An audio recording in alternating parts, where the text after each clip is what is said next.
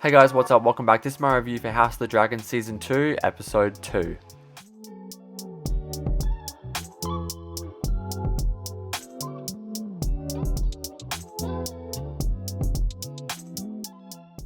So, spoiler warning, if you haven't seen the episode, I'm going to be talking about the episode in all spoiler details. So if you have not watched it, go watch it and then come back. And yeah, you have been warned. So, House of the Dragon Season 2, Episode 2 came out today. Got a chance to watch it and no surprise, thought it was amazing.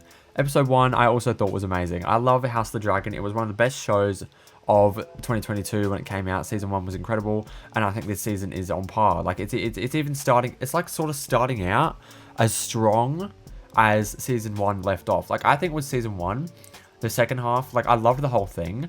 I even, like, you know, but I feel like the second half was the stronger half out of the two. Even though they were, both halves of the first season were great.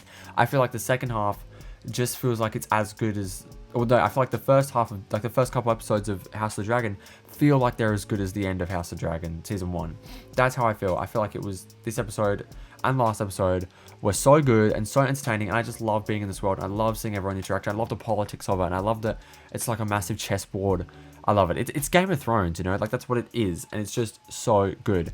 Now, this episode was similar to the last one, where it was like following a structure of dealing with the ramifications of what happens in the last episode, and then at the end of this episode, a big thing happens, right? Like a big, you know, crazy thing happens that is going to have ramifications for next episode, and then the end of next episode will have something like crazy happen. So I'm very excited for next week, but yeah, let's talk about this week. So this episode opens up quite sad. Like, I really was sympathizing. Like, out of anybody I sympathize with on the greens, you know, of the high towers, is Helaena, because I feel like, I don't know, she's... Even Rhaenyra said it in the episode, that she's an innocent in this. You know, she isn't really doing anything wrong. She's just on her family's side because she naturally is going to be. And so I really found that to be so heartbreaking, seeing her and her mother struggling, well, you know, especially Helaena, but seeing her struggle with, you know, the death of her son, which obviously is going to happen, but it was just so heartbreaking. That scene where they were rolling in the carriage and the carriage got, like, even before that, when, like, Helaena talked to her mother in the room when Alicent came and spoke to her and said, you know, this is what we need to do. We need to show the people, we need to bring the people closer to us. And she says, I don't care. I don't want them closer to us, you know? You could see that when they were on the carriage and she saw them, you know, crying for her son and mourning and whatever. You can tell she just, like...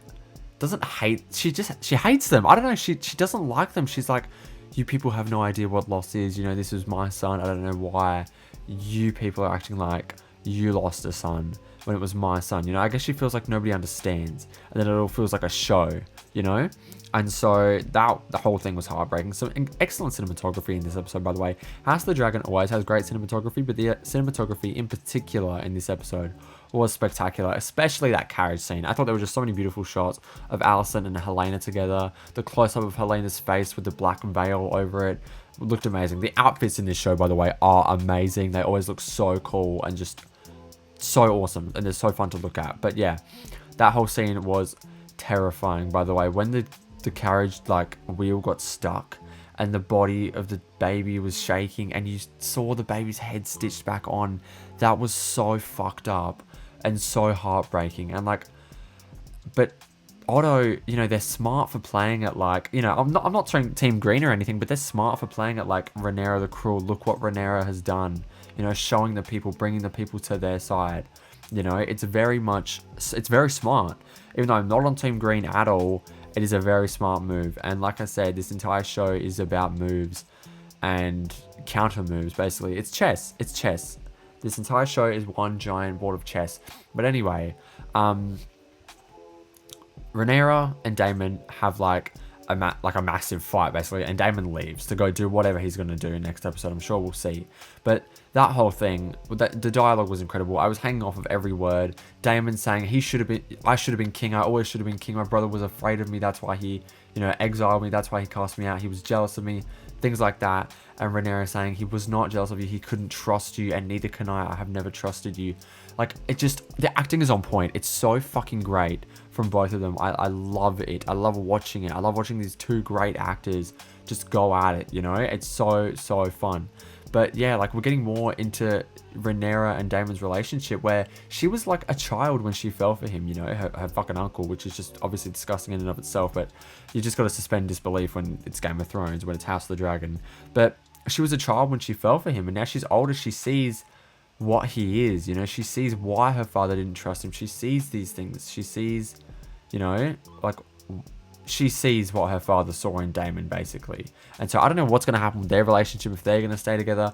I have no clue, but I am interested to see what comes of it. It's very interesting, and it's very fun to watch. But also, this episode ended on a fucking crazy note. It ended on a crazy note. Not the very end with just Alicent and Kristen Cole like having sex, which I'm getting so sick of, by the way.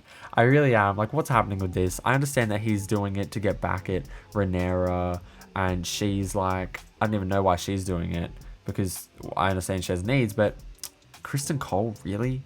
Like, he can do better than him. I absolutely hate Kristen Cole, by the way. I think I hate him.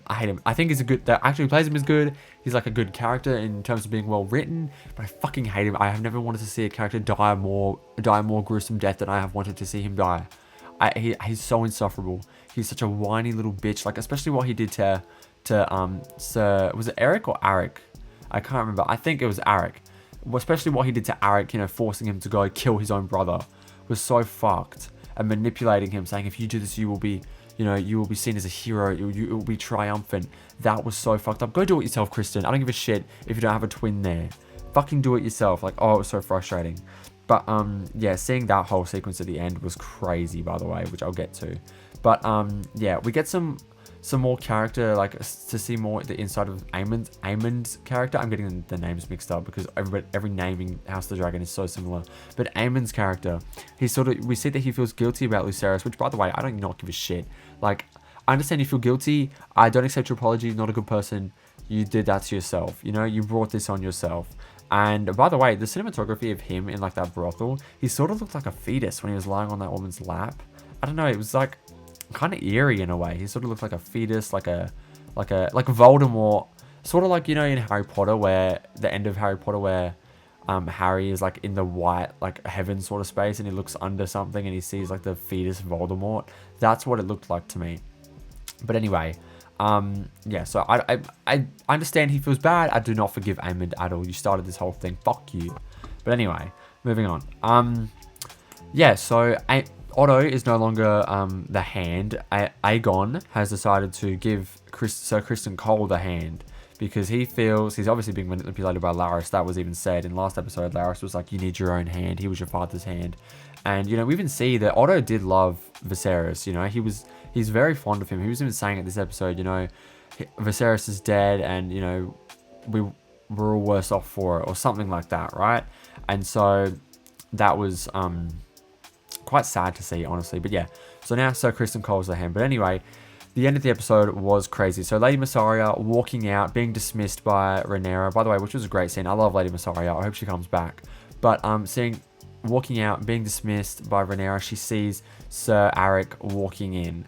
And Sir Arik and Sir Eric have a massive fight within Rhaenyra's bedchambers, which, by the way, cool hero redemption moment for Mysaria, warning the guards about Arik. But yeah, that whole scene was cool. I couldn't tell who was who, but we will see what comes of that next episode. The ramifications are going to be insane. I don't know why Rhaenyra didn't just run out, but anyway, that last scene was insane. So that was my review for House of the Dragon episode 2. Let me know your thoughts down below in the comments if you enjoyed the episode or not. Thank you guys for watching, and I'll see you guys in the next one. Bye.